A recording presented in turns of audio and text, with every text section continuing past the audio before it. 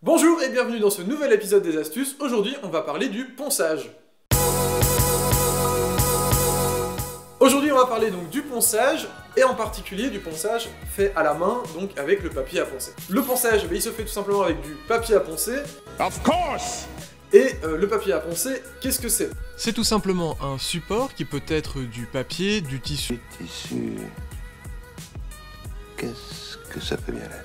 Du polymère ou de la fibre synthétique sur lequel on a collé un matériau abrasif. Ça peut être du silex, du grenat, de l'émery, de l'alumine, du carbure de silicium, de l'oxyde de chrome, de l'acier ou même carrément du diamant. Yes, science!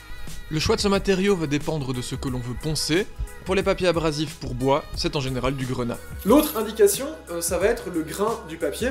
En général, il est indiqué à l'arrière à l'aide d'un nombre. Plus le chiffre va être petit, plus le grain va être gros, et donc plus on va poncer fort, plus le chiffre va être grand, plus les grains seront fins, et donc moins ça va poncer fort.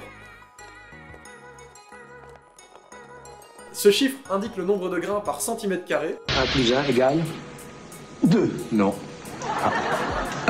Pour le bois, on utilise en général 3 grains différents. On va utiliser le grain 60 ou 80 pour rectifier des défauts. Ensuite, on a le grain intermédiaire qui sera 150 ou 120 pour un premier ponçage. Et ensuite, le grain 240 ou 280 qui sera un grain très fin qui va permettre d'avoir un résultat fort lisse. Les petites astuces ou les petits trucs avec le ponçage, c'est premièrement de toujours utiliser une cale à poncer. On a deux possibilités, soit les cales achetables dans les magasins de bricolage type Brico, ce genre de choses, que je déconseille fortement. Souvent le système de fixation des papiers à poncer est assez mauvais et on finit très vite par les perdre.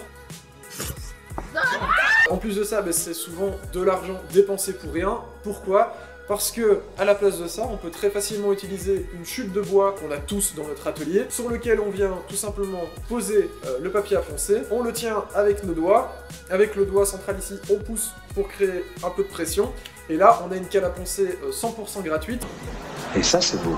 Qui est tout aussi bien, si pas meilleure, qu'une cale à poncer qui nous aurait coûté de l'argent en plastique. Comme ça, on devient selfish, on prend du pognon et on partage pas. La deuxième astuce, évidemment, c'est de toujours poncer dans le sens du fil du bois et pas perpendiculairement. Tout simplement parce qu'en ponçant comme ça, on va créer des micro-griffes qui seront perpendiculaires au fil du bois et donc visibles. Donc toujours bien poncer dans le sens du fil. On veillera aussi à travailler de manière graduelle, c'est-à-dire du grain le plus gros vers le grain le plus fin, en passant bien étape par étape, pour pouvoir effacer au fur et à mesure les griffes réalisées par le grain précédent. Voilà, ce sera tout pour cette explication du ponçage à la main. On parlera dans une prochaine vidéo du ponçage machine. L'idée générale est la même, c'est juste qu'il y a quelques trucs en particulier pour les machines. Comme d'habitude, n'hésitez pas à nous poser des questions dans les commentaires si vous avez des questions supplémentaires sur le ponçage. N'hésitez pas non plus à nous proposer des thématiques ou des questions auxquelles vous voudriez qu'on réponde sur d'autres thèmes de l'ébénisterie ou de la création et qu'on puisse y répondre dans des prochaines vidéos. N'oubliez toujours pas de mettre un pouce bleu, de commenter la vidéo, de vous abonner à la chaîne et de partager cette vidéo ou les autres. Voilà, merci de nous avoir regardés, évidemment. On se retrouve dans 2 semaines pour une prochaine vidéo sur un autre thème et on se retrouve normalement la semaine prochaine pour une restauration, une création de mobilier. Ciao!